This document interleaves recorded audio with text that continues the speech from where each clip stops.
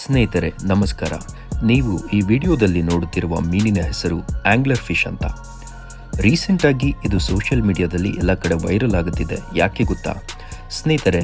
Basically ಈ ಮೀನು ತುಂಬ ಅಪರೂಪದ ಸಮುದ್ರ ಆಳದ ಜೀವಿ.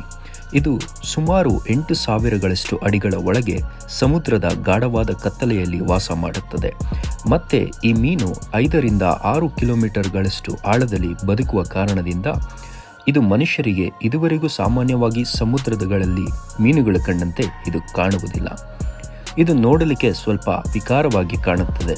ಸದ್ಯಕ್ಕೆ ಇದು ಸೈಂಟಿಸ್ಟ್ಗಳಿಗೆ ಕುತೂಹಲ ಹಾಗೂ ಜಗತ್ತಿನಲ್ಲಿ ಕೋಲಾಹಲಕ್ಕೆ ಕಾರಣವಾಗುತ್ತಿದೆ. ಕೆಲವರು ಇದನ್ನು ಕಂಡು ಜಗತ್ತಿನ ಅಂತ್ಯ ಹತ್ತಿರವಿದೆ ಎಂದು ವಾದಿಸುತ್ತಿದ್ದಾರೆ.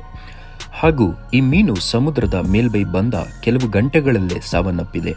ಈಗ ಇದನ್ನು ಸಂಶೋಧನೆಗಾಗಿ ಸ್ಕ್ರಿಪ್ಸ್ ಇನ್ಸ್ಟಿಟ್ಯೂಷನ್ ಆಫ್ ಓಷಿಯನೋಗ್ರಫಿ ನಲ್ಲಿ ರಿಸರ್ವ್ ಮಾಡಲಾಗಿದೆ.